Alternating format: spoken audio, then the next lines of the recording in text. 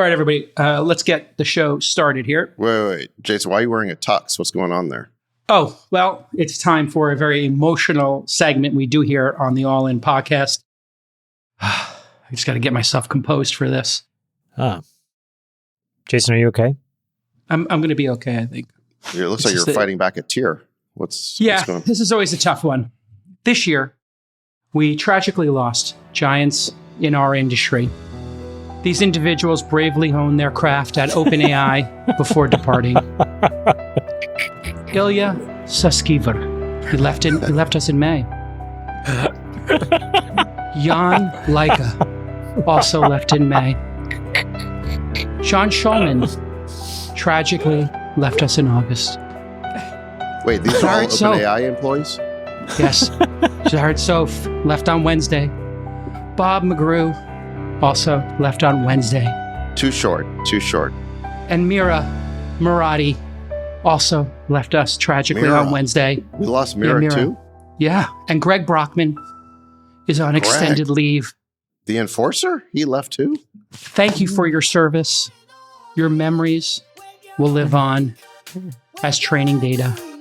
And may your memories be a vesting. Let your winners ride. Rain Man David Sack. And instead, we open source it to the fans, and they've just gone crazy with it. Love you, Besties. Queen of Quinoa. Sorry, guys. Oh, my goodness. All those losses. Wow. That is... I know. 3 in one day. 3 in one day. My goodness. I thought OpenAI was nothing without its people.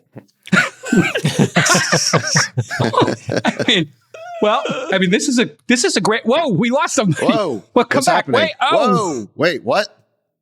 Whoa. This is like the She photo stands in Back alone. it's like the photo in Back to the Future. Wow, they're just all gone. Wait, oh no, don't worry. He's replacing everybody. Here we go. He's replacing with the G700, a Bugatti, and I guess Sam's got mountains of cash. So don't worry, he's got a backup plan, Chamath. Anyway, as an industry and as leaders in the industry, the show sends its regards to Sam and the OpenAI team on their tragic losses, and congratulations on the $150 billion valuation and your 7%. Sam now just cashed in $10 billion, apparently. So congratulations to friend of the pod, Sam Allman. That's all reportedly out of some article, right? That's not like confirmed or anything. Is all of that done? I mean, it's reportedly, allegedly, that he's going to have 7% of the company, and we can jump right into our first story. I mean, what I'm saying is, has the money been wired and the docs been signed? According to reports, this round is contingent on not being a nonprofit anymore and sorting that all out. They have to remove the profit cap and do the C Corp. There was some article that reported this, right? None of us have Well, it was firsthand. Bloomberg. It's not some article. It was Bloomberg, and it got a lot of traction, and it was re-reported by a lot of places, and I don't see anyone disputing it. So is mainstream media? We trust the mainstream media in this case because it aligns with Sachs's interest. I think that when we could do a good bit, yeah. That's mine. No, I think that Bloomberg reported it based on obviously talks that are ongoing with investors who have committed to this round. Yeah. And no one's disputing it. Has anyone said it's not true? This has been speculated for months. The $150 billion valuation, raising something in the range of $6 to $7 billion. If you do the math on that, and Bloomberg is correct, that Sam Altman got his 7%, I guess would be the $10 reality billion. is you can't raise $6 billion without probably meeting with a few dozen firms, and some number of junior people in those few dozen firms are having a conversation or two with reporters. So you can kind of see how it gets out. All right, and before we get to our first story there about OpenAI, congratulations to Chamath. Let's pull up the photo here. He was a featured guest on the Alex Jones show. No, sorry, I'm sorry. That would be Joe Rogan. Congratulations on coming to Austin and being on Joe Rogan. What was it like to do a 3-hour podcast with Joe Rogan? It's great. I mean, I loved it. He's really awesome. He's super cool. It's good to do long form stuff like this so that I can actually talk. Clearly is the limitation of this podcast is the other 3 of us. finally you have found a way to make it about yourself. But no, I saw a comment. Somebody commented like, "Oh wow, it's like amazing to hear Chamath expand on topics without the constant interruptions." By JCal, also known as moderation. Someone called me Froman from the 70s show. I thought that was funny. The amount of trash talking in Rogan's YouTube comments, it's next level. It is. Troll center, it is the wild, sure. wild west in terms of the comment section on YouTube. Yeah. A bunch of comments asking. JCal, why do you call it Alex Jones? Is that because it's just a Texas short podcaster who's short and stout, and they look similar. So it's just a. But I mean, it looks like Alex Jones started lifting weights. Actually, no, they're both the same height, and both have podcasts. I saw Joe Rogan 25 years ago doing stand-up. I have a photo with him at the club. It was like a small club in San Francisco, and we hung out with him afterwards. He was just like a nobody back in the day. He was like a stand-up guy, right? Now he's media uber star. Well, you have to go back pretty far for Joe Rogan to be a nobody. I mean, he had a TV show for a long time, and two of them, in fact. He was more like a stand-up comic for a while. He was a stand-up comic. Stand-up comic, yeah. Fear Factor, that's right. But didn't he also do Survivor or one of those? Like, so I think, and then the UFC. I mean, this guy's got four I feel distinct like that's careers. where he blew up. UFC, yeah. Yeah. Well, I mean, I think he got the UFC out of Fear Factor and being a UFC fighter and a comedian. Mm-hmm. And there's like a famous story where like Dana White was pursuing him. And he was like, I don't know. And then Dana White's like, I'll send a plane for you. You can bring your friends. He's like, okay, fine, I'll do it. He did it for free. And then Dana White pursued him heavily to become the voice of the UFC. And and obviously it's grown tremendously and it's, worth billions of dollars. Okay. So how is OpenAI worth $150 billion? Can anyone opine? Yeah. Well, why don't we get into the topic? Should we make the bull case and the bear case? All right. OpenAI, as we were just joking in the opening segment, is trying to convert into a for-profit benefit corporation. That's a B Corp. It just means, we'll explain B Corp later. Sam Altman is reportedly... I thought they're converting to a C Corp, no? It's the same thing. B Corp doesn't really mean anything. A benefit corporation is a C Corporation variant that is not a nonprofit, but the board of directors, SACs, is required not only to be a fiduciary for all shareholders, but also for the stated mission of the company. That's my understanding of a B Corp. Am I right, Friedberg? External stakeholders, yeah. So like the environment or society or whatever. But from all other kind of legal tax factors, it's the same as a C Corp. And it's a way to, I guess, signal to investors, the market, employees, that you care about something more than just profit. So most famous B Corp, I think, is Tom's. Is that the shoe company, Tom's? That's a famous B Corp. Somebody will look it up here. Patagonia, yeah, that falls into that category. So for-profit with a mission. Reuters has cited anonymous sources close to the company that the plan is still being hashed out with lawyers and shareholders, and the timeline isn't certain. But what's being discussed is that the nonprofit will continue to exist as a minority shareholder in the new company. How much of a minority shareholder, I guess, is the devil's in the detail there. Do they own 1% or 49%? The very much discussed Friedberg 100x profit cap for investors will be removed. That means investors like Vinod, friend of the pod, and Reid Hoffman, also friend of the pod, could see a 100x turn into 1,000x or more. According to the Bloomberg report, Sam Altman's going to get his equity finally 7%. That would put him at around $10.5 billion if this is all true. And OpenAI could be valued as high as $150 billion. We'll get into all the shenanigans, but let's start with your question, Friedberg. And since you asked it, I'm going to boomerang it back to you. Make the bull case for $150 billion valuation. The bull case would be that the moat in the business with respect to model performance and infrastructure gets extended with the large amount of capital that they're raising. They aggressively deploy it. They are very strategic and tactical with respect to how they deploy that infrastructure to continue to improve model performance and as a result, continue to extend their advantage in both consumer and enterprise applications, the API tools and so on that they offer.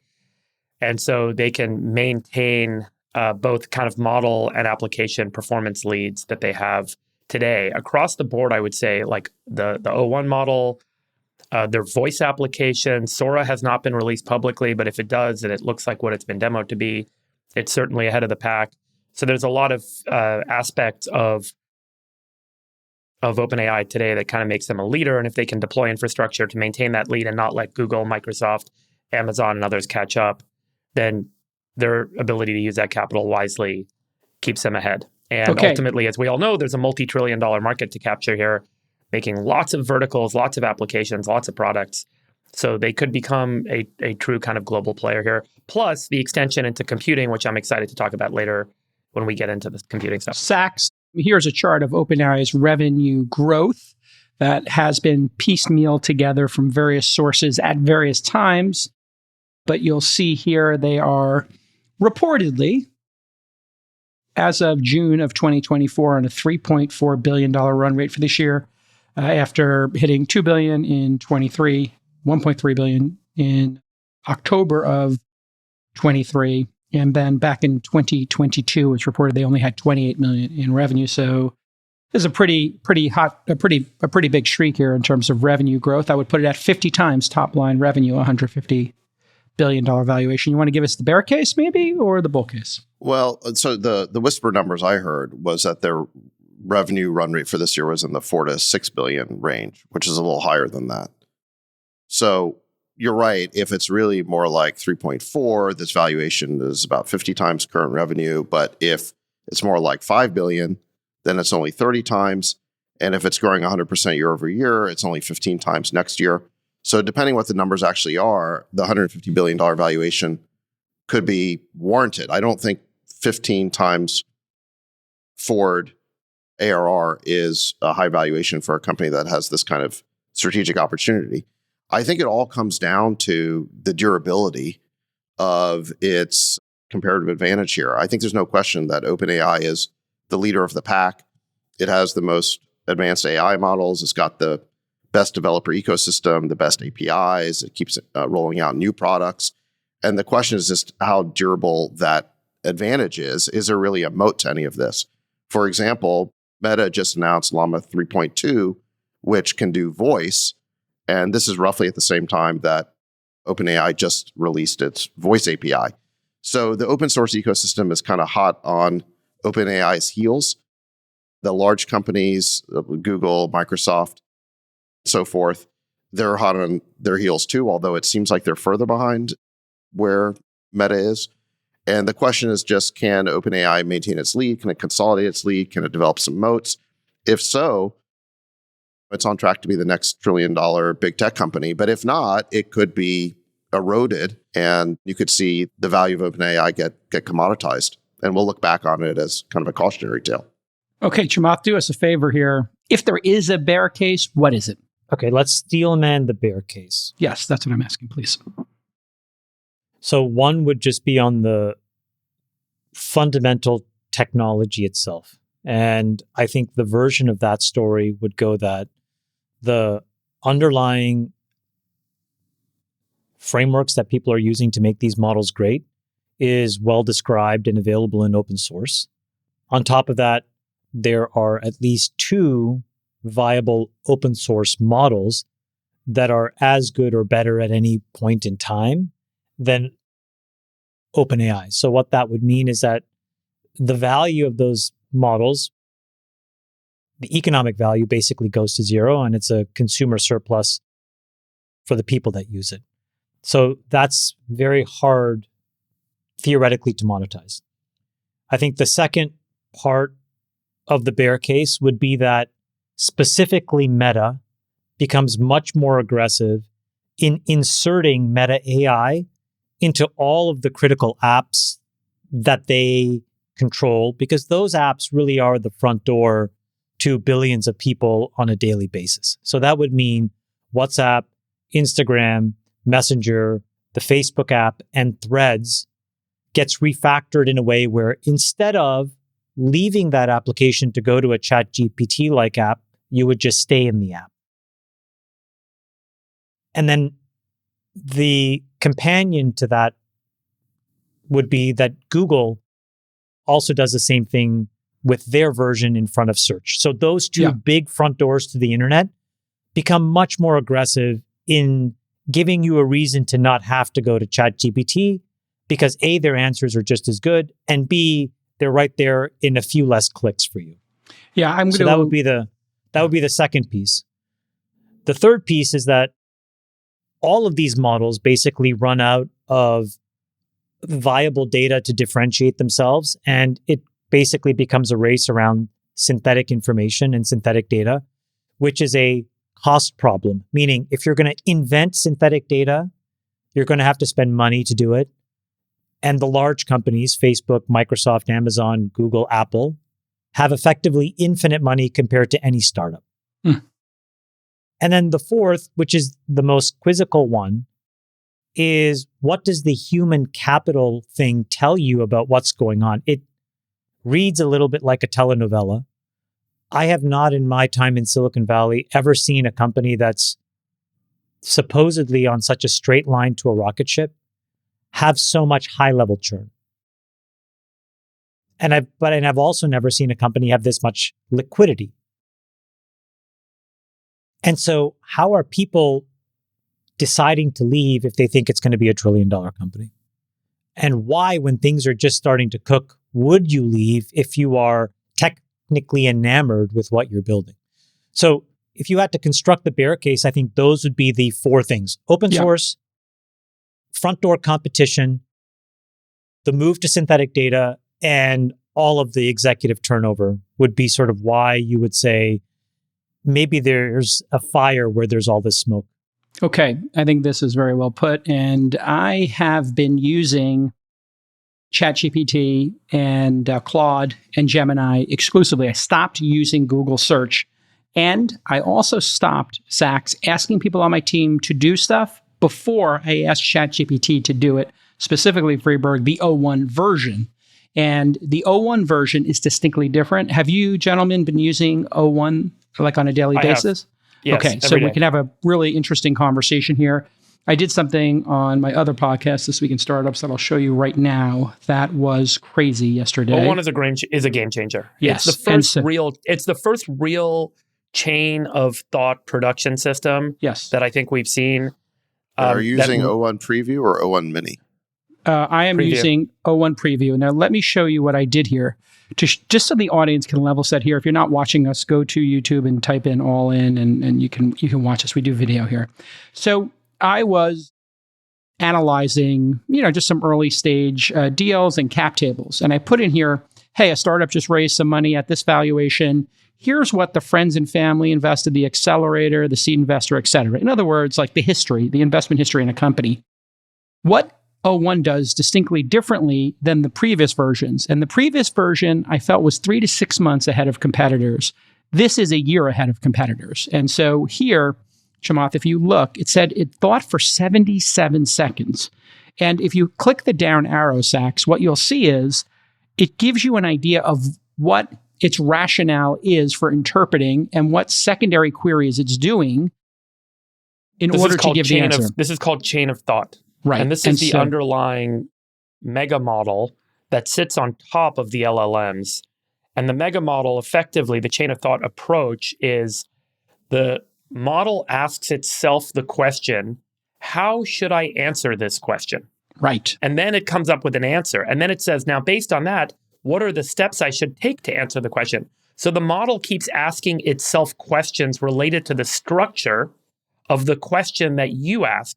And then it comes up with a series of steps that it can then call the LLM to do to fill in the blanks, link them all together and come up with the answer. It's the same way that a human train of thought works.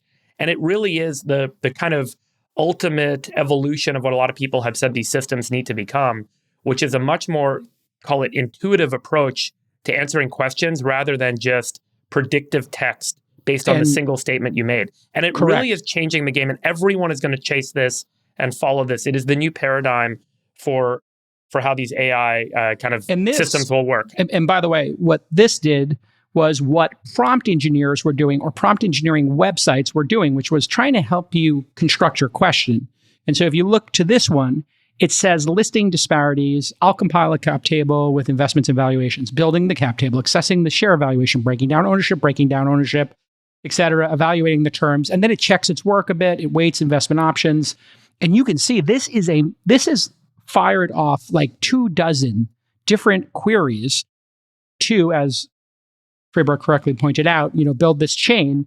And it got incredible answers, explained the formulas. So it's thinking about what your next question would be.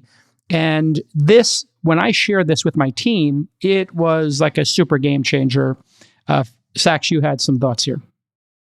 Well, yeah, I mean, this is pretty impressive. And just to build on what Friedberg was saying about chain of thought, where this all leads is to agents, where you can actually tell the AI to do work for you. You give it an objective, it can break the objective down into tasks, and then it can work each of those tasks. And OpenAI at a recent meeting with investors said that PhD level reasoning was next on its roadmap, and then agents weren't far behind that. They've now released at least the preview of the PhD level reasoning with this O1 model. So I think we can expect an announcement pretty soon about agents. Yeah. And so and if you think about business value, we think a lot about this is like, where's the SaaS opportunity in all of this, the software as a service opportunity? It's going to be in agents. I think we'll ultimately look back on these sort of chat models as a little bit of a parlor trick compared to what agents are going to do in the workplace. If you've ever been to a call center or an operations center, they're also called service factories. It's assembly lines of people doing very complicated knowledge work. But ultimately, you can unravel exactly what the chain is there, the chain of thought that goes into their decisions. It's 100%. It's very complicated, and that's why you have to have humans doing it. But you could imagine that once system integrators or enterprise SaaS apps go into these places, go into these companies, they integrate the data, and then they map out the workflow, you could replace a lot of these steps in the workflow with agents. Yeah. By the way, it's not just call centers. I had a conversation with I'm on the board of a company with the CEO the other day, and he was like, "Well, we're going to hire an analyst that's going to sit between our kind of retail sales operations and figure out what's working to drive marketing decisions." And I'm like, "No, you're not." Like, I really think that would be a mistake, because today you can use O1 and describe, or just feed it the data and describe the analysis you want to get out of that data. And within a few minutes, and I've now done this probably a dozen times in the last week with different projects internally at my company, it gives you the entire answer that an analyst would have taken days to put together for you. And if you think about what an analyst's job has been historically, is they take data and then they manipulate it. And the big evolution in software over the last decade and a half has been tools that give that analyst leverage to do that data manipulation more quickly, like Tableau and R and all sorts of different toolkits that are out there. But now you don't even need the analyst, because the analyst is the chain of thought. It's the prompting from the model. And it's completely going to change how knowledge work is done. Everyone that owns a function no longer needs an analyst. The analyst is the model that's sitting on the computer in front of you right now, and you tell it what you want, and not days later, but minutes later, you get your answer.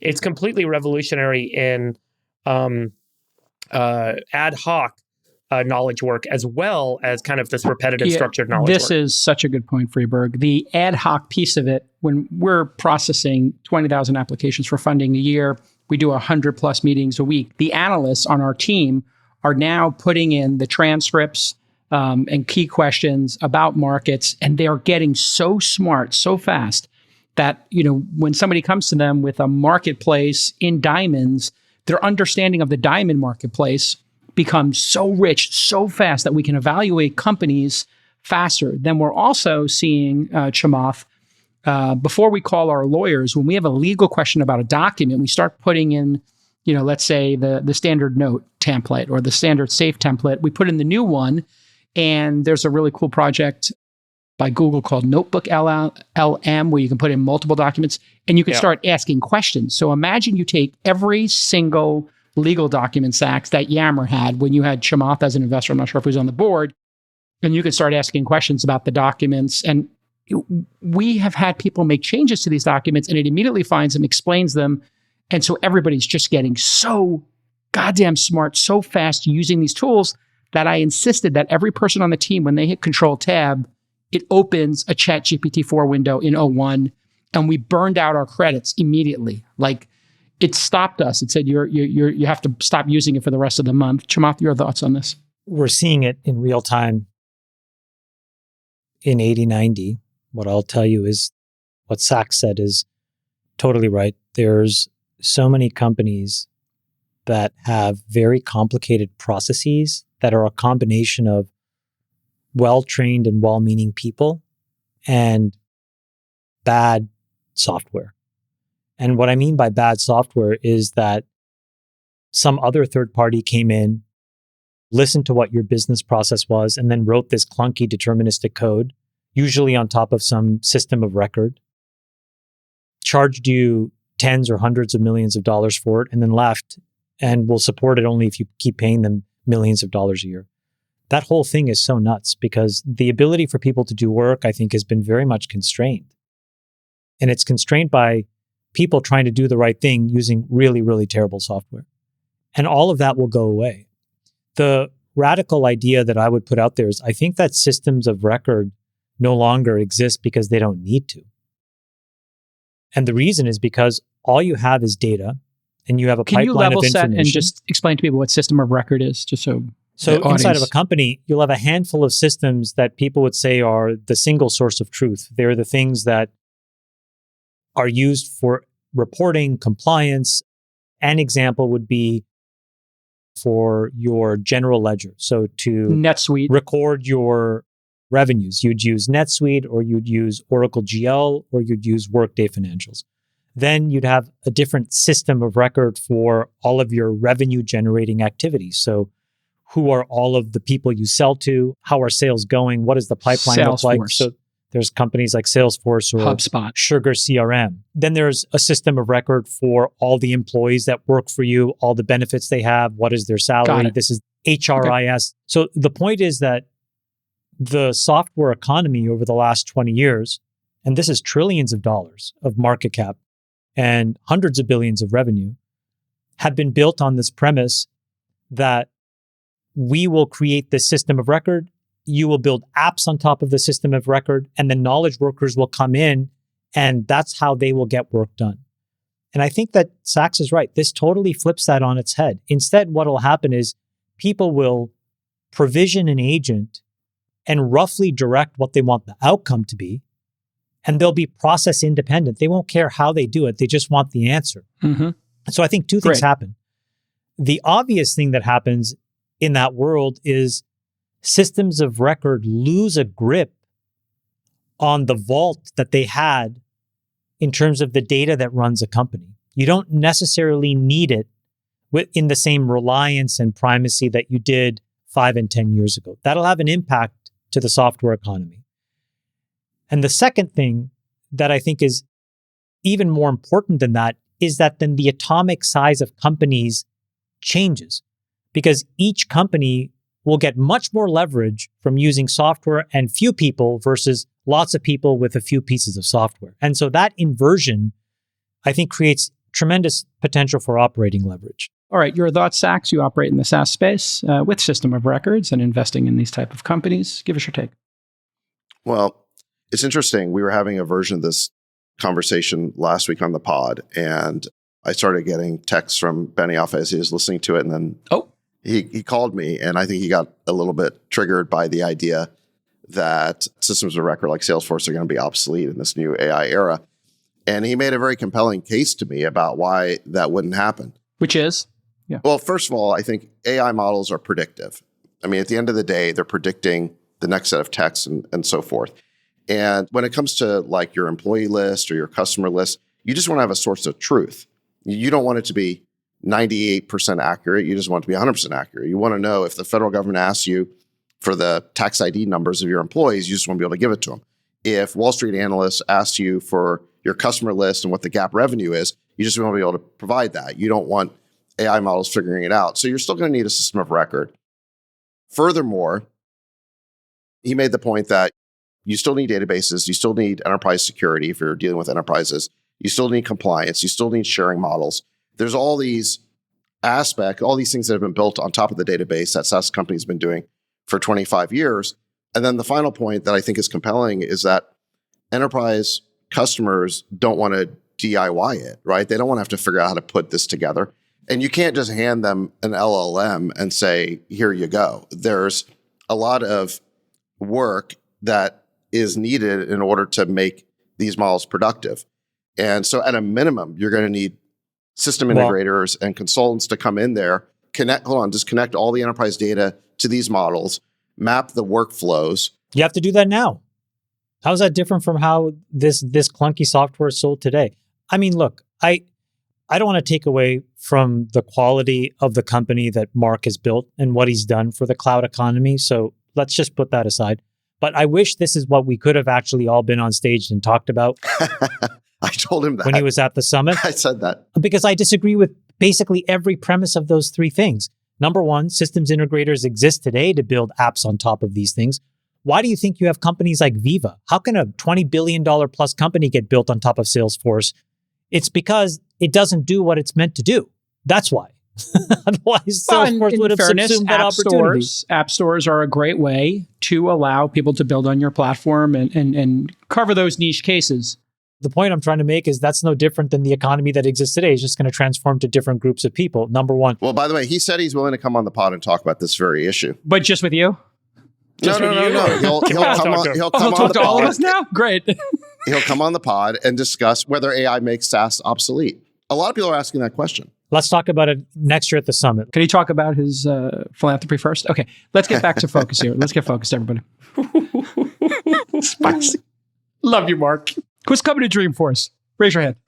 I want to make another point.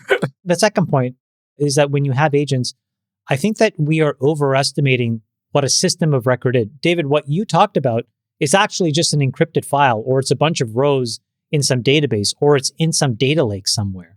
You don't need to spend tens or hundreds of millions of dollars to wrap your revenue in something that says it's a system of record. You don't need that, actually. You can just pipe that stuff directly from Stripe into Snowflake, and you can just transform it and do what you will with it and then report it. I'll tell you could do that today. It's just that that's an interesting point. Through steak dinners and golf outings and all this stuff, we've sold CIOs this idea that you need to wrap it in something called a system of record. And all I'm saying is, when you confront the total cost of that versus what the alternative that is clearly going to happen in the next 5 or 10 years, irrespective of whether any of us build it or not, it'll be you will not be able to you just won't be able to justify it. It's going to cost a fraction of the price. I'll say there's probably also an aspect of this that we can't predict what is going to work with respect to data structure. So right now, all of the tooling for AI is on the front end, and we haven't yet unleashed AI on the back end. Which is, if you told the AI, here's all the data ingest I'm going to be doing from all these different points in my business, figure out what you want to do with all that data. The AI will eventually come up with its own data structure and data system. That's happening. That will look nothing like that's already happening. Right, and so that's nothing like what we have today. In the same vein that we don't understand how the translation works in an LLM, we don't understand how a lot of the function works. A lot of the data structure and data architecture we won't understand clearly because it's going to be obfuscated by the model driving the development. There are open source agentic frameworks that already do Freeberg what you're saying. Yeah. So it's not true that it's not been done. It's already been done. Sure. So maybe it's being done, right? It hasn't been fully implemented to replace the system of record. There are companies, I'll give you an example of one, like Mechanical Orchard. They'll go into the most gnarliest of environments. And what they will do is they will launch these agents that observe, it's sort of what I told you guys before, the IO stream of these apps and then reconstruct everything in the middle automatically. I don't understand why we think that there's a world where customer quality and NPS would not go sky high for a company that has some old legacy Fortran system, and now they can just pay, Mechanical Orchard a few $1,000,000 and they'll just replace it in a matter of months. It's going to happen. Right. Yeah, that's the very interesting piece for me is I'm, watching startups, working on this. The AI first ones, I think, are going to come to it with a totally different cost structure. The idea of paying for seats And I mean, some of these seats are 5,000 per person by the per way, year. You nailed it a year ago when you were like, oh, you mentioned some company that had like flat pricing. At first, by the way, when you said that, I thought this is nuts, but you're right. It actually makes a ton of sense because if you have a fixed group of people who can use this tooling to basically effectively be as productive as a company that's 10 times as big as you can afford to flat price your software because you can just work backwards from what margin structure you want, and it's still meaningfully cheaper than any other alternative. A lot of startups now are doing consumption-based pricing. So they're saying, how many sales calls are you doing? How many are we analyzing, as opposed to how many sales executives do you have? Because when you have agents, as we're talking about, those agents are going to do a lot of the work. So we're going to see the number of people working at companies become fixed. And I think the static team size that we're seeing at a lot of large companies is only going to continue. It's going to be down and to the right. And if you think you're going to get a high-paying job at a big tech company and you have to beat the agent, you're going to have to beat the maestro who has 5 agents working for them. I think this is going to be a completely different world. Chamath, I want to get back to OpenAI with a couple of other pieces. So let's wrap this up so we can get to the next thing. Yes, please. Last word for you. Last word. So look, I think that on the whole, I agree with Benioff here that there's more net new opportunity for AI companies, whether they be startups or existing big companies like Salesforce that are trying to do AI, than there is disruption. I think there will be some disruption. It's very hard for us to see exactly what AI is going to look like in 5 or 10 years. So I don't want to discount the possibility that there will be some disruption of existing players. But I think on the whole, there's more net new opportunity. For example, the most highly valued public software company right now in terms of ARR multiple is Palantir. And I think that's largely because the market perceives Palantir as having a big AI opportunity. What is Palantir's approach? The first thing Palantir does when they go into a customer is they integrate with all of its systems. And they're dealing with the largest enterprises. They're dealing with the government, the Pentagon, Department of Defense. The first thing they do is go in and integrate with all of these legacy systems. And they collect all of the data in one place. They call it creating a digital twin. And once all the data is in one place with the right permissions and safeguards, now analysts can start working it. And that was their historical value proposition. But in addition, AI can now start working that problem. So anything that the analysts could work, now AI is going to be able to work. And so they're in an ideal position to master these new AI workflows. So what is the point I'm making? It's just that you can't just throw an LLM at these large enterprises. You have to go in there and integrate with the existing systems. It's not about ripping out the existing systems because that's just a lot of headaches that nobody needs. It's generally an easier approach just to collect the data. Except when the renewal comes. What happens when you have to, you got a really good negotiating position on something, and then you're going to renegotiate? Are you going to spend $1 billion again 5 years from now? It just doesn't seem very likely. There's going to be a lot of hardcore negotiations going on, Chamath. People are going to ask for 20% off, 50% off, and people are going to have to be more competitive. That's all. I suspect Palantir's go-to-market, when they start to really scale, they'll be able to underprice a bunch of these other alternatives. And so I think that when you look at the impacts and pricing that all of these open source and closed source model companies have now introduced in terms of the price per token, what we've seen is just a massive step function lower, right? So it is incredibly deflationary. So the things that sit on top are going to get priced as a function of that cost, which means it will be an order of magnitude cheaper than the stuff that it replaces, which means that a company would almost have to purposely want to keep paying tens of millions of dollars when they don't have to. They would need to make that as an explicit decision. And I think that very few companies will be in a position to be that cavalier in 5 and 10 years. So you're either going to rebase the revenues of a bunch of these existing deterministic companies, or you're going to create an entire economy of new ones that have a fraction of the revenues today, but a very different profitability profile. I just think that's whenever you're dealing with a disruption as big as this current one, I think it's always tempting to think in terms of the existing pie getting disrupted and shrunk, as opposed to the pie getting so big with new use cases that on the whole, the ecosystem benefits. No. And I agree with that. I suspect that's what's Both are going to true, happen. No, actually. I agree Both with are that. My only point is that the pie can get bigger while the slices get much, much smaller. What But do also, you think? well, You know, and- I mean, Yeah. right between the two of you, I think is the truth, because what's happening is if you look at investing, it's very hard to get into these late stage companies because they don't need as much capital because, to your point, Chamath, when they do hit profitability with 10 or 20 people, the revenue per employee is going way up. If you look at Google, Uber, Airbnb, and Facebook, Meta, they have the same number or less employees than they did 3 years ago, but they're all growing in that 20 to 30% a year, which means in but 2 to 3 years, each of those companies has doubled revenue per employee. So that concept of more efficiency, and then that trickles down, Sachs, to the startup investing space where you and I are. I'm a pre-seed seed investor. You're a seed Series A investor.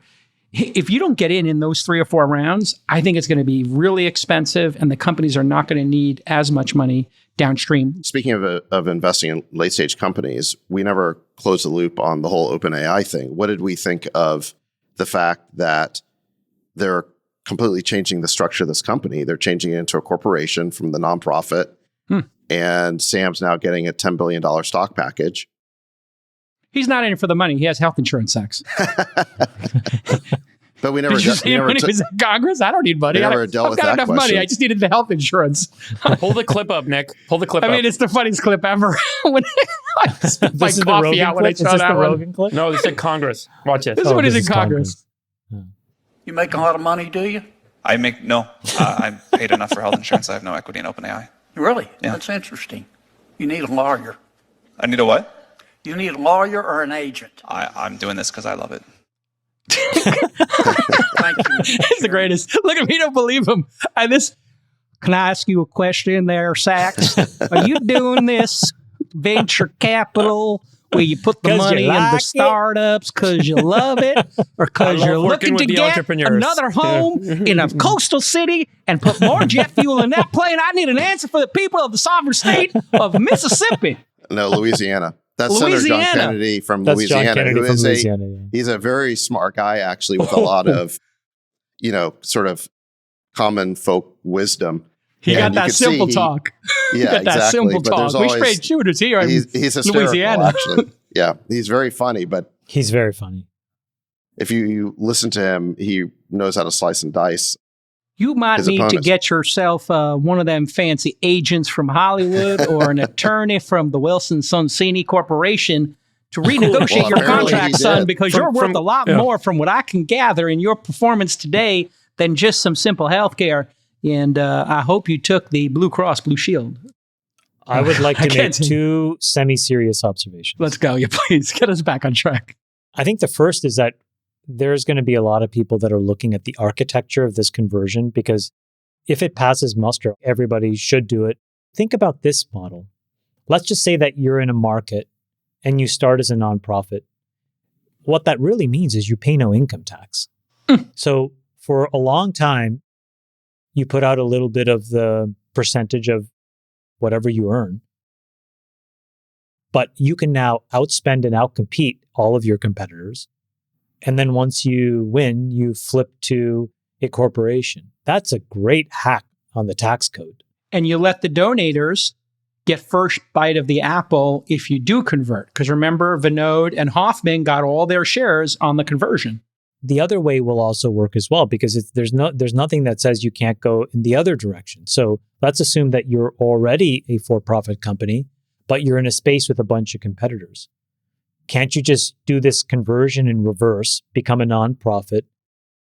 Again, you pay no income tax, so now you are economically advantaged relative to your competitors.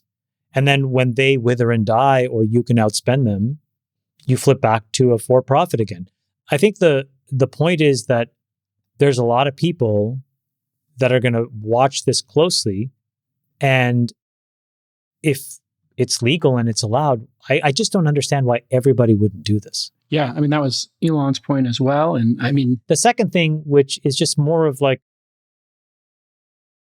cultural observation, is, and you brought up Elon, My comment to you guys yesterday, and I'll just make the comment today, it's a little bit disheartening to see a situation where Elon built something absolutely incredible, defied every expectation, and then had the justice system take $55 billion away from him. His payment package you're referring to at His Tesla. payment package, the options in Delaware. Tesla. And then on the other side, Sam's going to pull something like this off, definitely pushing the boundaries, and he's going to make $10 billion. And I just think when you put those two things in contrast, that's not how the system should probably work, I think is what most people would say. Freeberg, you've been a little quiet here. Any thoughts on the transaction, the nonprofit to for-profit? If you were looking at that in what you're doing, do you see a way that Ohalo could take a nonprofit status, raise a bunch of money through donations for virtuous work, then license those patents to your for-profit? Would that be advantageous to you? And do you think this could become a new model? I have absolutely zero idea. I have no idea what they're doing. I don't know how they're converting a nonprofit to a for-profit. None of us have the details on this. There may be significant tax implications, payments they need to make. I don't think any of us know. I certainly don't. I don't know if there's actually a real benefit here. If there is, I'm sure everyone would do it. No one's doing it, so there's probably a reason why it's difficult. I don't know. It's been done a couple times. The Mozilla Foundation did it. We talked about that in a previous episode. Sachs, you want to wrap us up here on the corporate structure? Any final thoughts?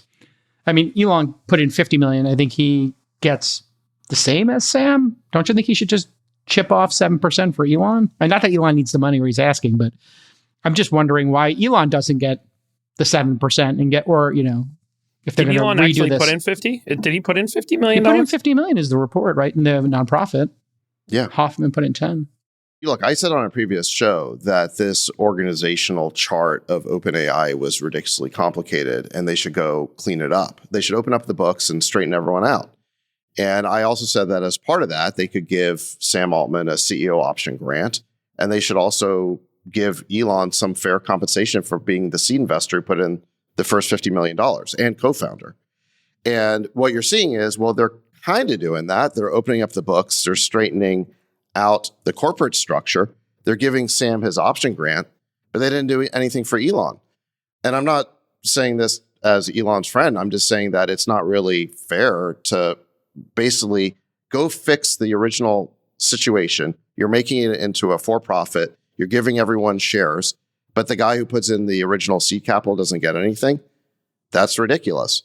And, you know, what they're basically saying to Elon is, if you don't like it, just sue us. I mean, that's basically what they're doing. And I said that they should go clean this up, but they should make it right with everybody. So how do you not make it right with Elon? I haven't talked to him about this, but he reacted on X saying this is really wrong. It appeared to be a surprise to him. I doubt he knew this was coming.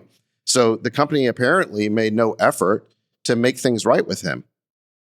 And I think that is a bit ridiculous. If you're going to clean this up, if you're going to change the original purpose of this organization to being a standard for-profit company where the CEO who previously said he wasn't going to get any compensation is now getting $10 billion of compensation, how do you do that and then not clean it up for the co-founder who put in the first $50 million? Yeah, that doesn't make sense to me. And, you know, when Reed was on our pod, he said, well, Elon's rich enough. Well, that's not a principled excuse. I mean, does Vinod ever act that way? Does Reed ever act that way?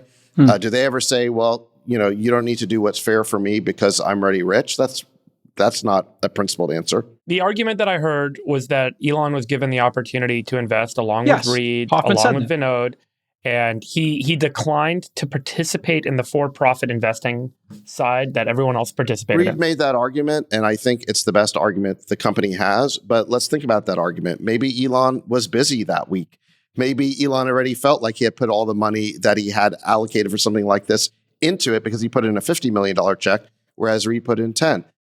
We don't know what Elon was thinking at that time. Maybe there was a crisis at Tesla and he was just really busy. The point is, Elon shouldn't have been obligated to put in more money into this venture. The fact of the matter is they're refactoring the whole venture. Elon had an expectation when he put in the $50 million that this would be a nonprofit and stay a nonprofit. And they're changing that. And if they change it, they have to make things right with him. It doesn't really matter whether he had a subsequent opportunity to invest. He wasn't obligated to make that investment. What he had an expectation of is that his $50 million would be used for a philanthropic purpose. And clearly it has not been. Yeah. And in fairness to Vinod, he bought that incredible beachfront property and donated it to the public trust so we can all surf and have our Halloween party there. So it's all good. Thank you, Vinod, for giving us that incredible beach. I want to talk to you guys about interfaces that came up, Chamath, in your headwinds or your four-pack of reasons that, OpenAI, when you steel man the bear case, could have challenges. Obviously, we're seeing that, and it is emerging that Meta is working on some AR glasses that are really impressive. Additionally, I've installed iOS 18, which is Apple Intelligence that works on 15 phones and 16 phones. 18 is the iOS. Did any of you install the beta of iOS 18 yet and use Siri?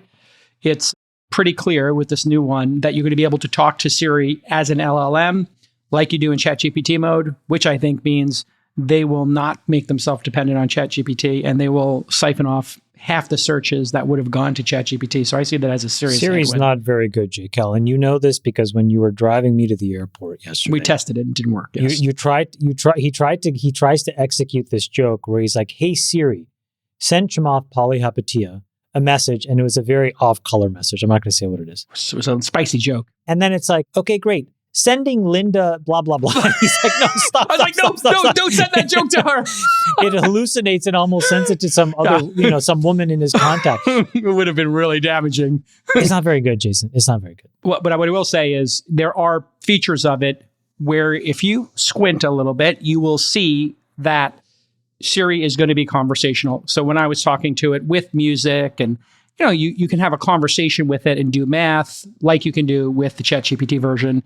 And you have Microsoft doing that with their Copilot, and now Meta is doing it at the top of each one. So everybody's going to try to intercept the queries and the voice interface. So ChatGPT 4 is now up against Meta, Siri, Apple, and Microsoft for that interface. It's going to be challenging, but let's talk about these Meta glasses here. Meta showed off the AR glasses that Nick will pull up right now. These aren't goggles. Goggles look like ski goggles. That's what Apple is doing with their Vision Pro. Or when you see the Meta Quest, how those work. Those are VR with cameras that will create a version of the world. These are actual chunky sunglasses, like the ones I was wearing earlier when I was doing the bit. So these let you operate in the real world and are supposedly extremely expensive. They made 1,000 prototypes. They were letting a bunch of influencers and folks like Gary Vaynerchuk use them, and they're not ready for prime time. But the way they work, Freeberg, is there's a wristband that will track your fingers and your wrist movement. So you could be in a conversation like we are here on the pod, and below the desk, you could be, moving your arm and hand around to be doing replies to, incoming messages or whatever it is. What do you think of this AR vision of the world and Meta making this progress? Well, I think it ties in a lot to the AI discussion because I think we're really witnessing this big shift and this big transition in computing, probably the biggest transition since mobile. We moved from mainframes to desktop computers. Everyone had kind of this computer on their desktop, but you used a mouse and a keyboard to control it, to mobile, where you had a keyboard and clicking and touching on the screen to do things on it. And now to what I would call this kind of ambient computing method. And, I think the big difference is control and response. In directed computing, you're kind of telling the computer what to do. You're controlling it. You're using your mouse or your keyboard to go to this website. So you type in a website address. Then you click on the thing that you want to click on. And you kind of keep doing a series of work to get the computer to go access the information that you ultimately want to achieve your objective. But with ambient computing, you can more kind of cleanly state your objective without this kind of directive process. You can say, hey, I want to have dinner in New York next Thursday at a Michelin star restaurant at 5:30. Book me something, and it's done. And I think that there are kind of 5 core things that are needed for this to work, both in control and response. It's voice control, gesture control, and eye control are kind of the control pieces that replace, mice and clicking and touching and keyboards. And then response is audio and kind of integrated visual, which is the idea of the goggles. voice control works. Have you guys used the OpenAI voice control system lately? I mean, it is really incredible. I had my earphones in and I was like doing this exercise. I was trying to learn something. So I told OpenAI to start quizzing me on this thing. And I just did a 30-minute walk. And while I was walking, it was asking me quiz questions and I would answer it and tell me I was right or wrong. It was really this incredible dialogue experience. So I think the voice control's there. I don't know if you guys have used Apple Vision Pro, but gesture control is here today. You can do single finger movements with Apple Vision Pro. It triggers actions.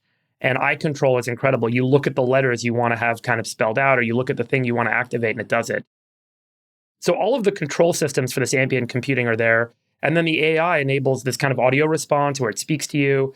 And the big breakthrough that's needed, that I don't think we're quite there yet, but maybe Zuck is highlighting that we're almost there, and Apple Vision Pro feels like it's almost there, except it's big and bulky and expensive, is integrated visual, where the ambient visual interface is always there, and you can kind of engage with it. So there's this big change. I don't think that mobile handsets are going to be around in 10 years. I don't think we're going to have this like phone in our pocket that we're like pressing buttons on and touching and telling it where on the browser to go to. The browser interface is going to go away. I think so much of how computing is done, how we integrate with data in the world, and how the computer ultimately fetches that data and does stuff with it for us is going to completely change to this ambient model. So I'm pretty excited about this evolution. But I think that what we're seeing with Zuck, what we saw with Apple Vision Pro, and all of the OpenAI demos, they all kind of converge on this very incredible shift in computing that will kind of become this ambient system that exists everywhere all the time. And I know folks have kind of mentioned this in the past, but I think we're really seeing it kind of all come together now with these 5 key things. Chamath, any thoughts on Facebook's progress with AR and how that might impact computing and interfaces when paired with language models? I think David's right that there's something that's going to be totally new and unexpected.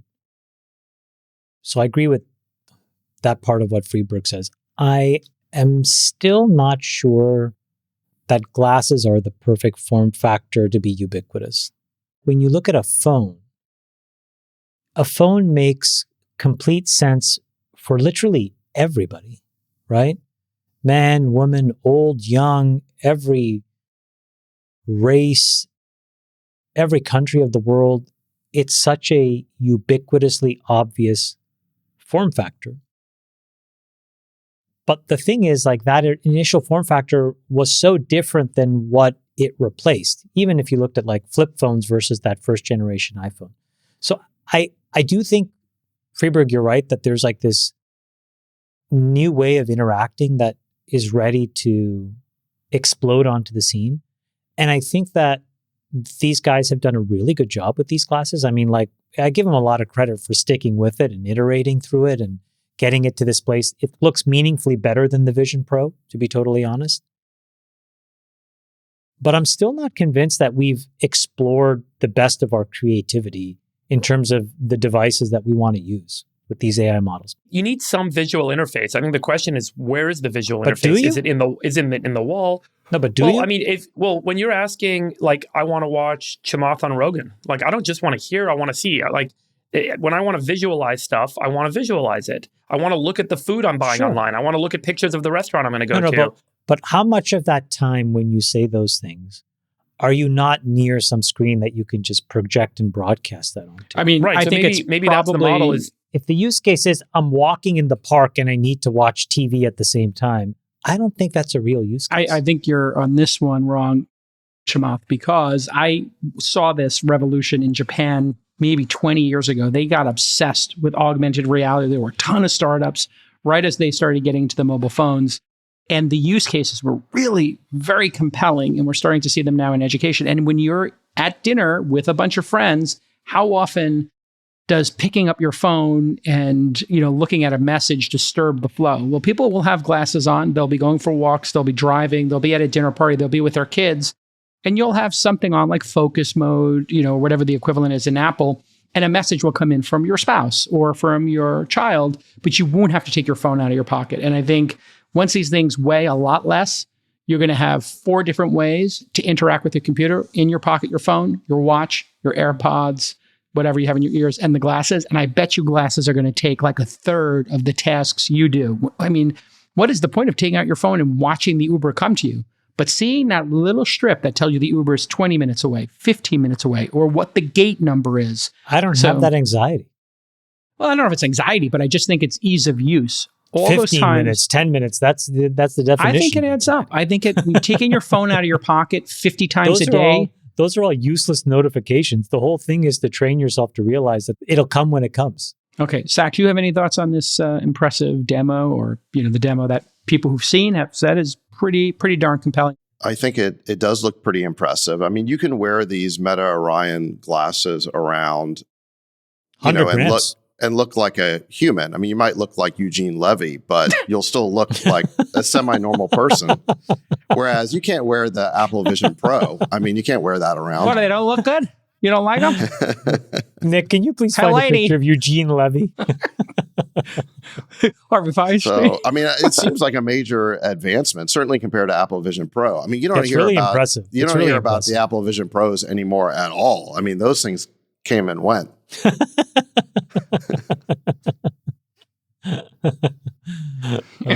It's pretty funny. It seems to me that who's that good-looking guy? Meta is executing extremely well. I mean, you had the very successful cost cutting, which Wall Street liked.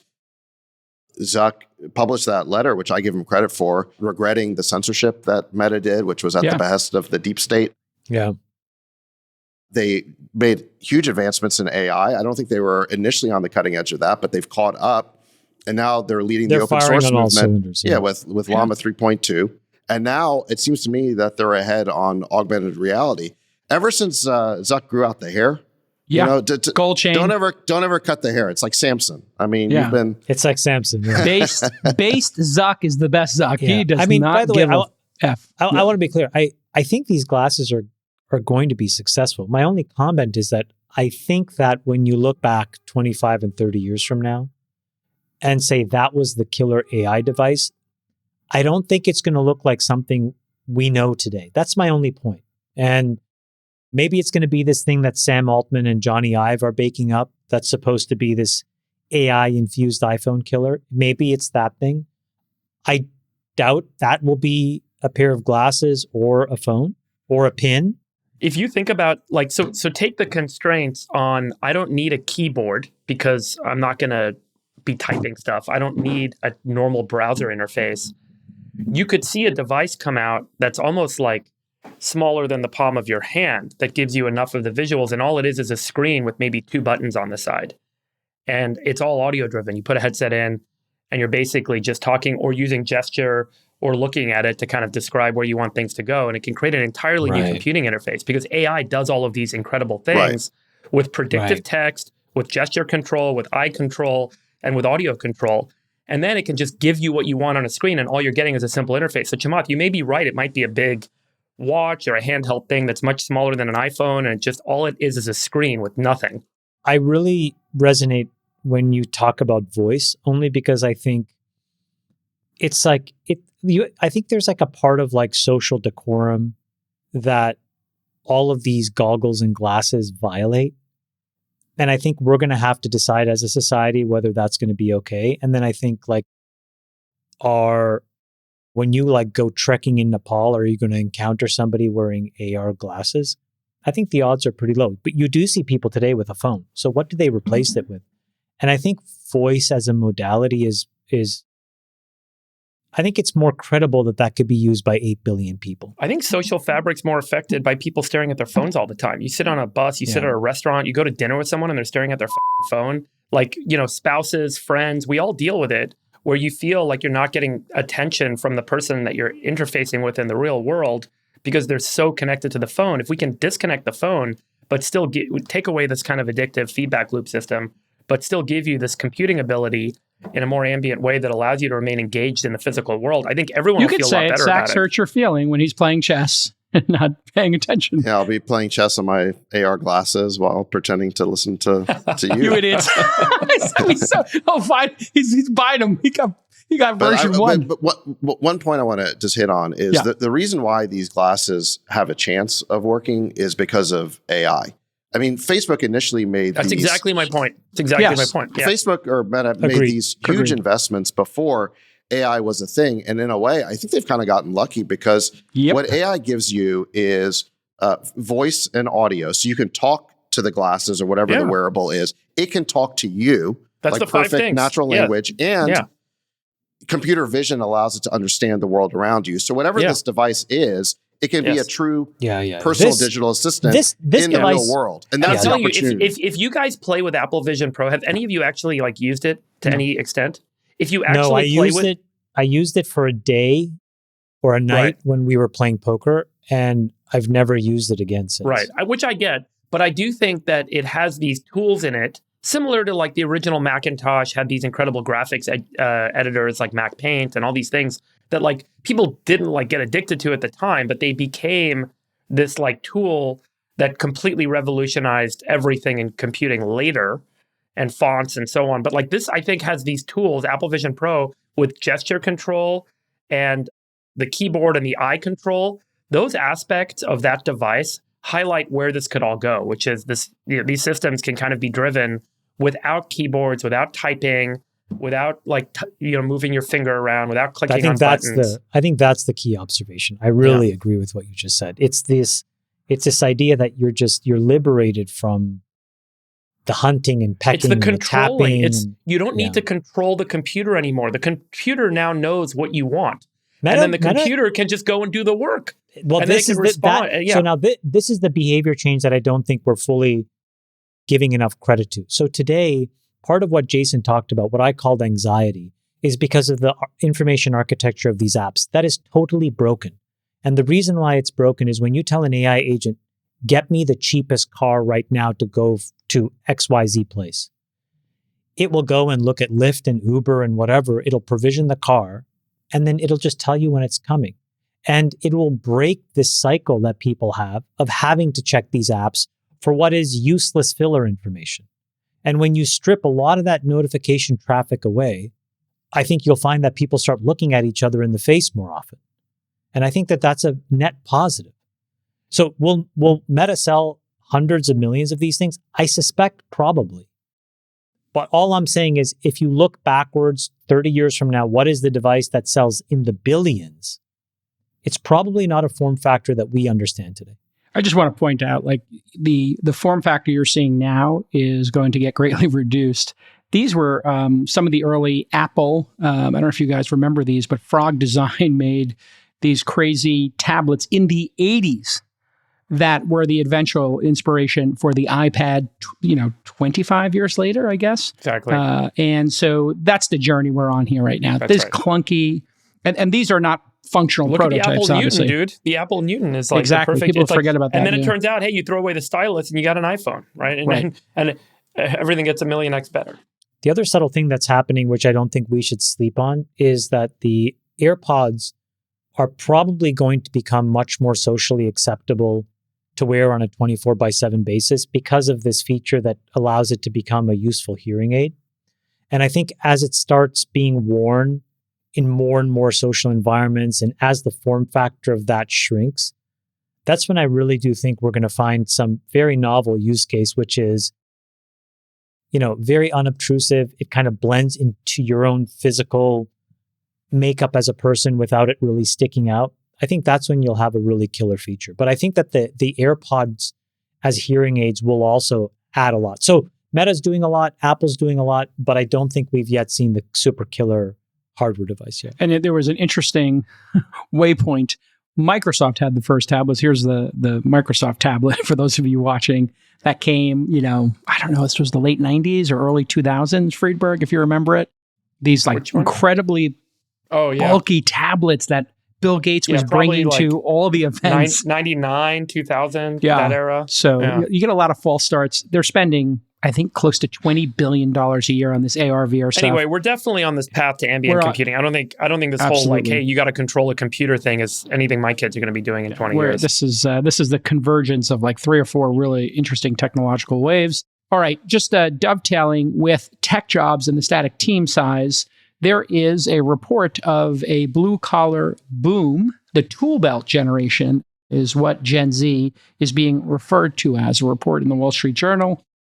reports, hey, tech jobs have dried up. We're all seeing that. And according to Indeed, developer jobs down more than 30% since February of 2020, pre-COVID, of course.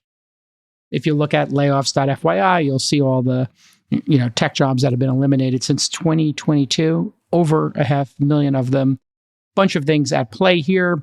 And the Wall Street Journal notes that entry-level tech workers are getting hit the hardest, especially all these recent college graduates. And if you look at historical college enrollment, let's pull up that chart, Nick. You can see here undergraduate, graduate, and total with the red line. We peaked at 21 million people in either graduate school or undergraduate in 2010, and that's come down to 8.6 million. At the same time, obviously in the last 12 years, you've had the population has grown. So this is even, if it was a percentage basis, would be even more dramatic. So what's behind this? A poll of 1,000 teens this summer found that about half believe a high school degree, trade program, or 2-year degree best meets their career needs, and 56% said real-world on-the-job experience is more valuable than obtaining a college degree, something you've talked about with your own personal experience, Chamath, at Waterloo, doing apprenticeships, essentially. Your thoughts on Generation Toolbelt? Such a positive trend. I mean, there's so many reasons why this is good. I'll just list a handful that come to the top of my mind. The first and probably the most important is that it breaks this stranglehold that the university education system has on America's kids. We have tricked millions and millions of people into getting trillions of dollars in debt on this idea that you're learning something in university that's somehow going to give you economic stability and ideally freedom. And it has turned out for so many people to not be true. It's just so absurd and unfair that that has happened. So if you can go and get a trade degree and live a economically productive life where you can get married and have kids and take care of your family and do all the things you want to do, that's going to put an enormous amount of pressure on higher ed. Why does it charge so much? What does it give in return? That's one thought. The second thought, which is much more narrow, Peter Thiel has that famous saying where if you have to put the word science behind it, it's not really a thing.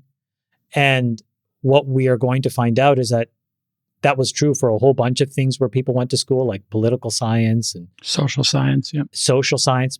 But I always thought that computer science would be immune. But I think he's going to be right about that too, because you can spend $200,000 or $300,000 getting in debt to get a computer science degree, but you're probably better off learning JavaScript and learning these tools in some kind of a boot camp for far, far less and graduating in a position to make money right away.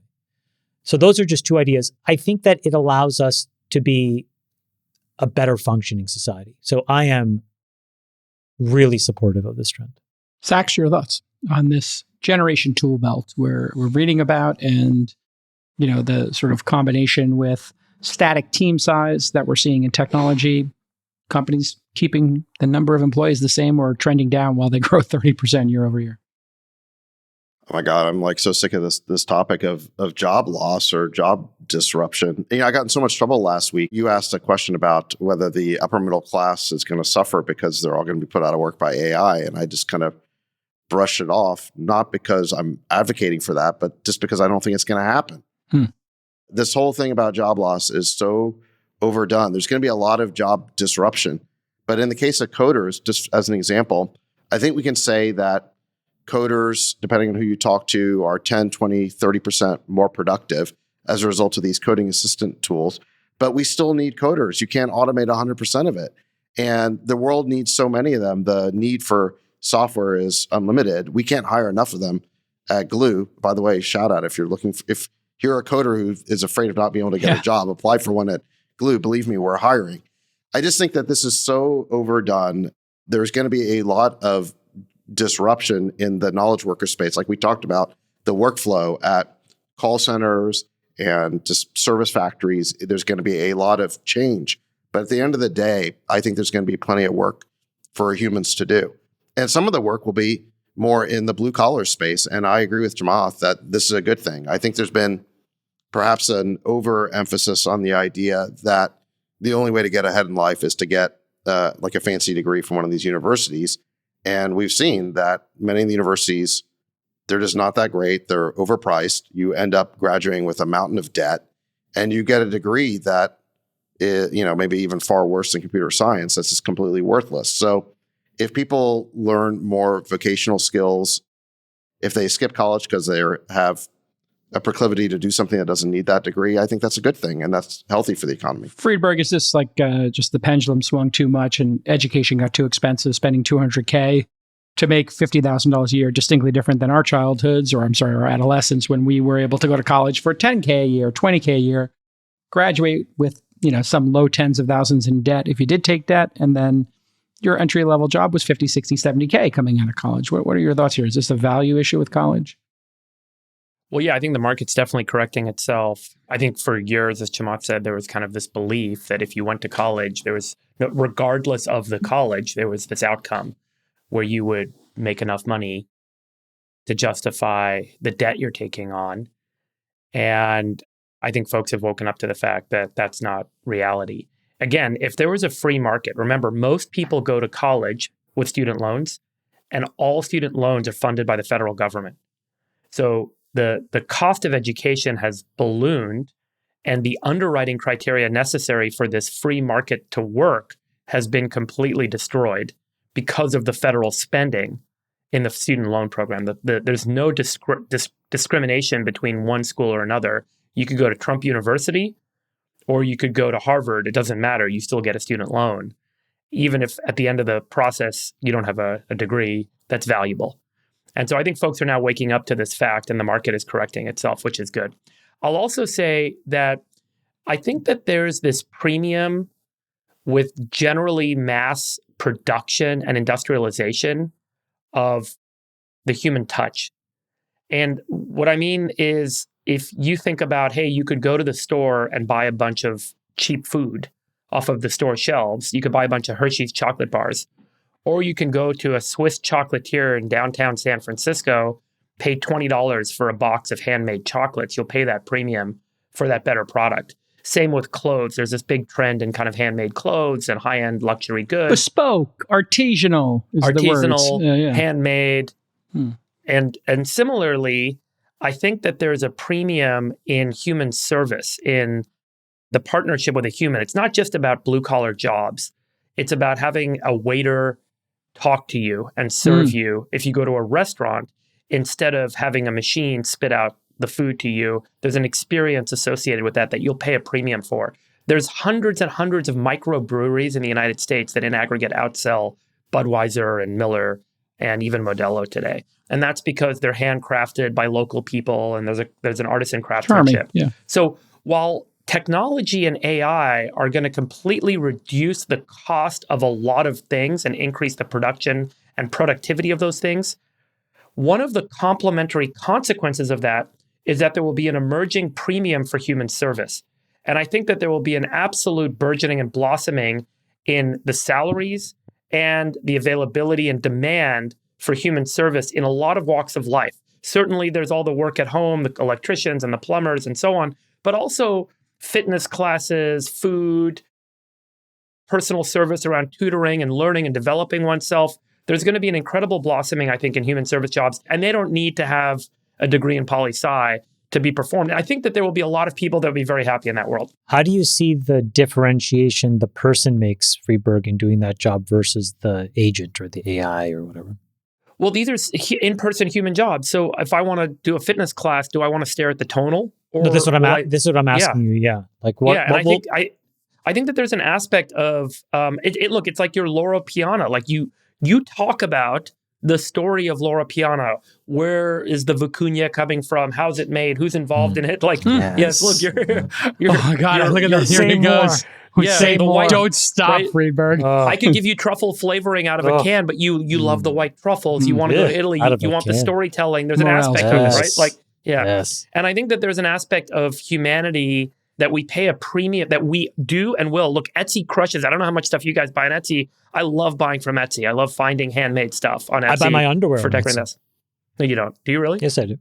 Yeah. Handcrafted? So I think, handmade. So I think that there's an aspect of this that in a lot of walks of life. I mean, I have so many jokes right now. They're just queuing up in my brain. What is I've never used that seat, but I'm going to try it now after this. Have you guys taken music lessons lately? You know, my kids do piano lessons, and so last year I started ducking in to do a 45-minute piano lesson with the piano teacher. There's just like a great aspect to paying for these services, to getting... It's fascinating you bring that up. Oh, here we go. You can play the harmonica? Really? I've just I've been playing some. I want to play some Zach Bryan songs, and he's got a couple songs I like with a harmonica in them. So I just got a harmonica. My daughter and I have been playing harmonica. Yeah. Are you teaching yourself? Let's hear it. Yeah. Let's hear it. No, let's hear some. I'll play it next week. I'm like deep in the laboratory. It's not a bit. It could be a bit, but it could be a bit. I'll write you a story. I'll write you a song next week. A little shy. He's a little shy. No. I'll write a Trump song for you. I'll do the trials and tribulations of Donald Trump, and I'll do a little Bob Dylan send-up song for you. Did you see that interview with Bob Dylan? I don't know when it was recently, about how and Ed writing Bradley, the lyrics. that clip? The Ed Bradley clip's amazing. With Ed Bradley clip? About magic? Yeah, well, some of those songs, I don't know how I wrote them. They just came out in the best. But the best part is what he says. What he says do that anymore. He's like, no, but I did it once. No, but I did it once. What an incredible... That means something. Wow. Yeah. Eclipses really of both the sun really and grounding. moon. It's really grounding. You understand too soon there is no chance of dying. Yeah, that's an incredible clip. Yeah, all right, you guys want to wrap, or you want to keep talking about more stuff? We're at 90 minutes here. Let me just tell you something. I think there's going to be a big war. I think by the time the show airs, Israel's incursion into Lebanon is going to get bigger. It's going to escalate. And by next week, we could be in a full-blown multinational war in the Middle East. And if I am, a betting man, I would bet that the odds are, more than 30, 40% that this happens before the election, that this conflict in the Middle East escalates. Thank you for bringing this up. I am not asking anybody to go listen to my interview with Rogan. But I will say this, part of why I was so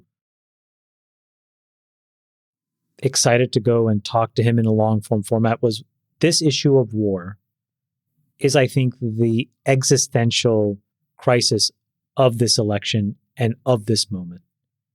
And I really do agree with you, Freeberg. There is a non-trivially high probability, the highest it's ever been, that we are just bumbling and sleepwalking into a really bad situation we can't walk back from.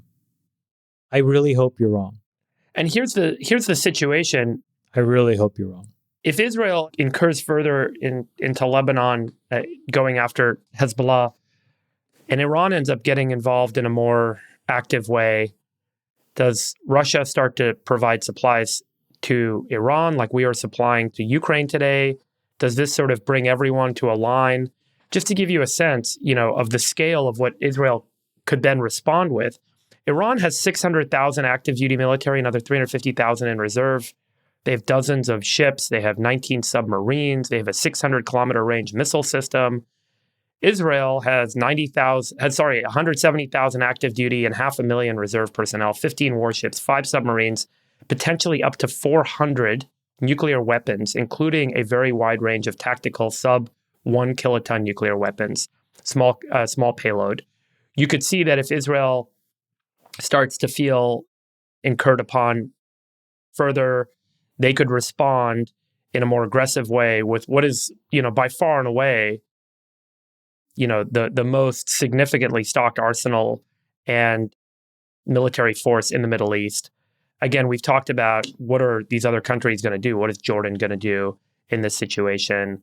How are the Saudis going to respond? What is Russia going to do? The Russia-Ukraine thing, meanwhile, still goes on. And we saw in our group chat, one of our friends posted, but Russia basically said, any more attacks on our land, we reserve all rights, including nuclear response. That is insane.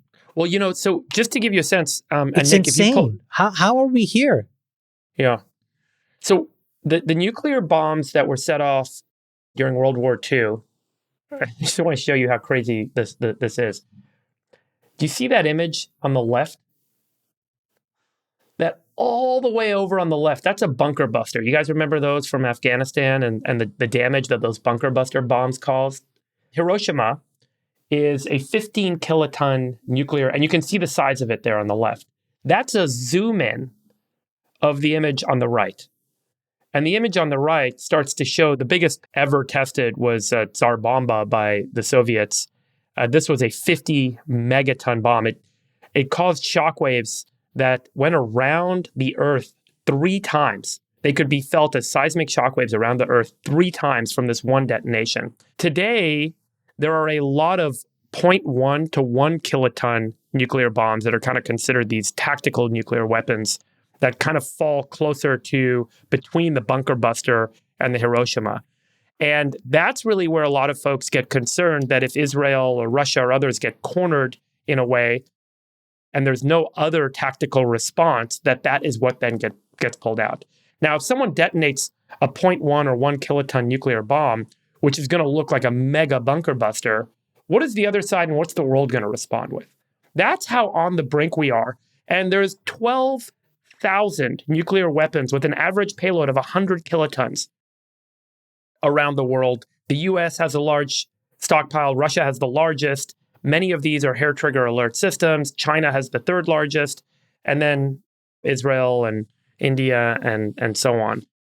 It is a very concerning situation because if anyone does get pushed to the brink that has a nuclear weapon and they pull out a tactical nuke, does that mean that game is on? And that's why I'm so nervous about where this all leads to if we can't decelerate.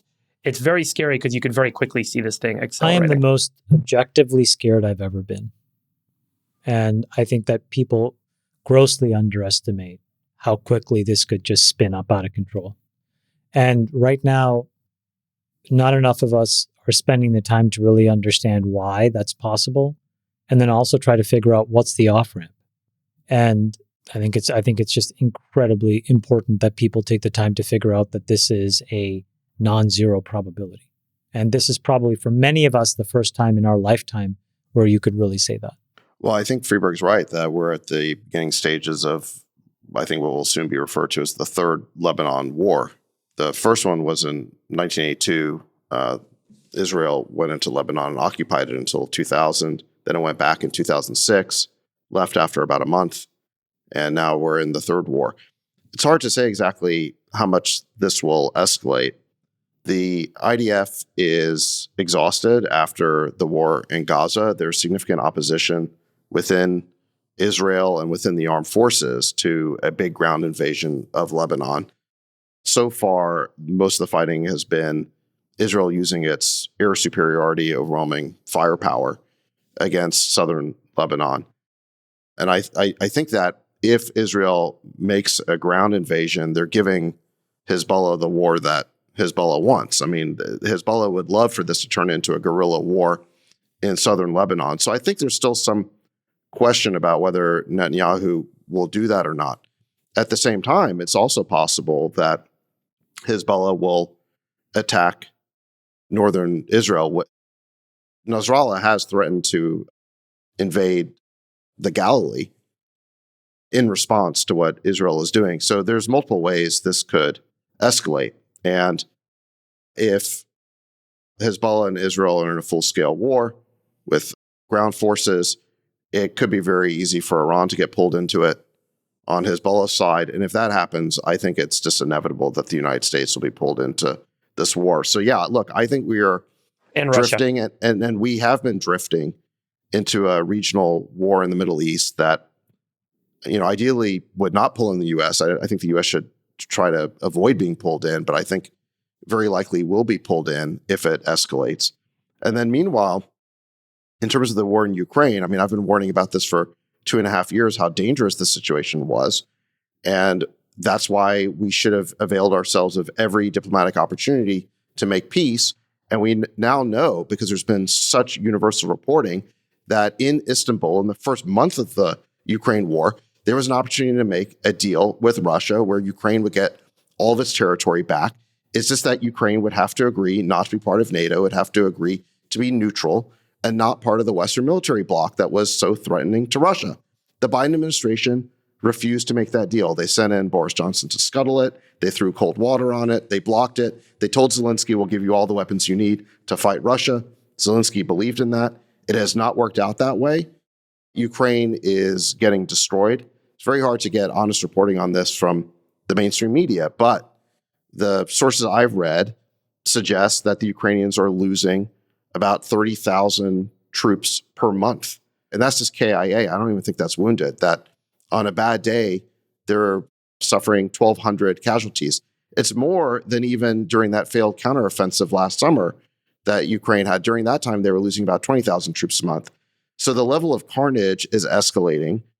Russia has more of everything, more weapons, more firepower, air superiority, and they are destroying Ukraine. And it's very clear, I think, that Ukraine, it could be in the next month, it could be in the next 2 months, it could be in the next 6 months, I think they're eventually going to collapse. They're getting close to being combat incapable. And in a way, that poses the biggest danger, because the closer Ukraine gets to collapse, the more the West is going to be tempted to intervene directly in order to save them. And that is what Zelensky was here in the US doing over the past week, is arguing for direct involvement by America in the Ukraine war to save him. How did he propose this? He said, we want to be directly admitted to NATO immediately. That was his request. And he called this the victory plan. So in other words, his plan for victory is to get America involved in the war and fighting it for him. But that is the only chance Ukraine has. And it is possible that the Biden-Harris administration will agree to do that, or at least agree to some significant escalation. So far, I think Biden, to his credit, has resisted another Zelensky demand, which is the ability to use America's long-range missiles and British long-range missiles, the Storm Shadows, against Russian cities. That is what Zelensky is asking for. Zelensky wants a major escalation of the war, because that is the only thing that's going to save him, save his side, and maybe even his neck personally. And so we're one mistake away from the very dangerous situation that Chamath and Freeberg have described. If a President Biden, who is basically senile, or a President Harris agree to one of these Zelensky requests, we could very easily find ourselves in a direct war with the Russians. The waltz into World War III is what it should be called. And the reason why this could happen is because we don't have a fair media that's fairly reported anything about this war. I mean, Trump is on the campaign trail making, I think, very valid points about this war, that the Ukrainian cause is doomed, and that we should be seeking a peace deal and a settlement before this can spiral into World War III. That is fundamentally correct. But the media portrays that as being pro-Russian and pro-Putin. And if you say that you want peace, you are basically on the take from Putin and Russia. That is what the media has told the American public for 3 years. The definition of liberalism has always been being completely against war of any kind and being completely in favor of free speech of all kinds. That's what being a liberal means. We've lost the script. And I think that people need to understand that this is the one issue where if we get it wrong, literally nothing else matters. And we are sleepwalking and tiptoeing into a potential massive world war. Jeffrey Sachs said it perfectly. You don't get a second chance in the nuclear age. All it takes is one big mistake. You do not get a second chance. And for me, I have become a single issue voter. This is the only issue to me that matters. We can sort everything else out. We can figure it all out. We can find common ground and reason. Should taxes go up? Should taxes go down? Let's figure it out. Should regulations go up? Should regulations go down? We can figure it out. But we are fighting a potential nuclear threat on 3 fronts. How have we allowed this to happen? Russia, Iran, China. You cannot underestimate that when you add these kinds of risks on top of each other, something can happen here. And I don't think people really know. They're too far away from it. They're too many generations removed from it. War is something you heard maybe your grandparents talk about now, and you just thought, oh, okay, whatever. I lived it. It's not good. Chamath, you're right. I mean, during the Cuban Missile Crisis, all of America was huddled around their TV sets, worried about what would happen. There is no similar concern in this day and age about the escalatory wars that are happening. There's a little bit of concern, I think, about what's happening in the Middle East. There's virtually no concern about what's happening in Ukraine because people think it can't affect them, but it can. And one of the reasons it could affect them is because we do not have a fair debate about that issue in the U.S. media. The media has simply caricatured any opposition to the war as being pro-Putin. So I would say that when every pundit and every person in a position to do something about it says you have nothing to worry about, you probably have something to worry about. And so when everybody is trying to tell you, everybody, that this is not a risk, it's probably a bigger risk than we think. Yeah, they're protesting too much. How can you say it's not a risk? Me think, thou doth protesteth. All right. All right. Love you, boys. Bye-bye. We'll let your winners ride. Rain Man David Sack. And instead, we open source it to the fans, and they've just gone crazy with it. Love you, Bestie. Queen of Quinoa.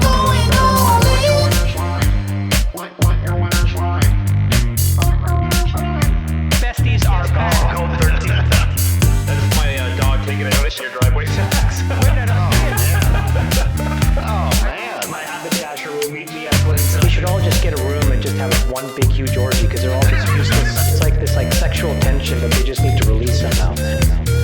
Wet your beak. Wet your beak. Your feet. We need to get merch. Besties are back.